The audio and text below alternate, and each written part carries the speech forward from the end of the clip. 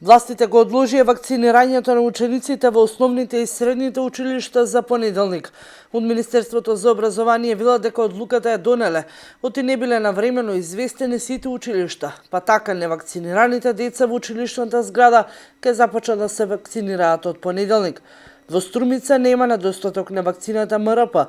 Од училишна медицина велат дека имаат доволно резерви на вакцината и според годишниот календар за имунизација ќе се направат анализи и стратегии, како и на кој начин континуирано ќе се боцкаат невакцинираните деца. Лекарите се децидни дека ако сакаме да го вратиме колективното здравје како пред некоја година, ќе мора децата да не пропуштаат ниту една вакцина. Здравство прогласи епидемија на ниво на цела држава. Со тоа можеме да кажеме дека состојбата не само што не се подобрува, некаде почнаа првите случаи некаде околу декември, веќе сме април, туку навистина се влошува и заради тоа мораше да се прогласи епидемија на ниво на цела држава, за да можеме да најдеме начин на кој што ќе можеме да ја сузбиеме понатамошната прогресија на болеста на морбилите.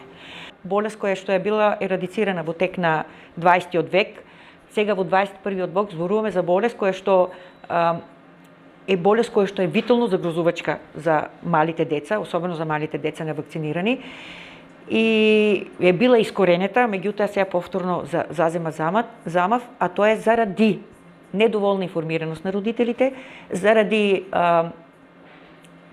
користење и читање на фейк вести, лажни вести, каде што вести што не се базираат на медицина базирана на докази, тука едноставно на медицина, воопшто не е станува ни збор за медицина, тука на едноставно на некои се измислени вести. Со МРП во Македонија не се вакцинирани околу 22.000 деца. На Европската недела на имунизација министерот за здравство рече дека процентот на вакцинација со оваа вакцина е се уште мал за да се создаде колективен имунитет и да се сузбие епидемијата на морбили.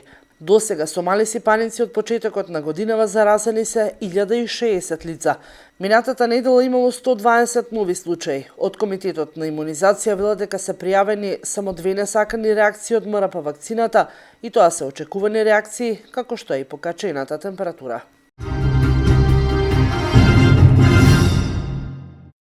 Римските терми, неискористен потенцијал и неистражена историја. Репортажа на колешката Сузана Мицева. Римски терми. Еден од најдобро сочуваните римски споменици од ваков тип во Европа и најрепрезентативен археолошки локалитет од доцно римскиот период.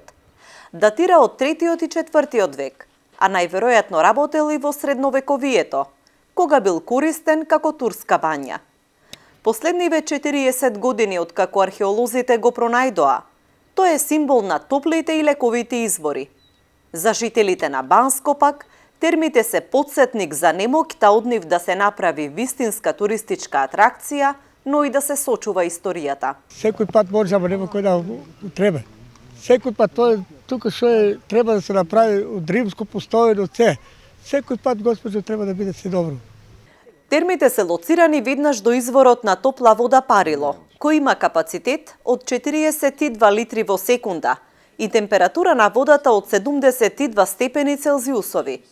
И покрај огромното културно и историско значење и природниот потенцијал на изворите, термите постојано чекаат средства за нови истражувања, но и се соочуваат со проблеми како да се одржуваат и чуваат.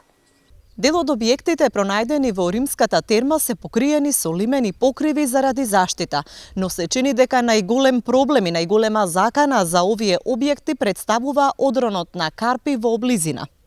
Од Струмичкиот музеј велат дека одржувањето и истражувањето на целото културно богатство што се наоѓа само во овој регион е огромен предизвик за институциите.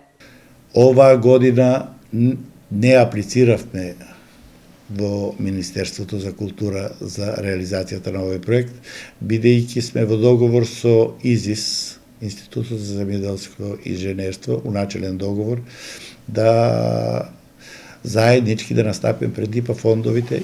Во римската терма се уште се добро сочувани ѕидовите, а пронајдени се 11 простории на површина од околу 600 метри квадратни.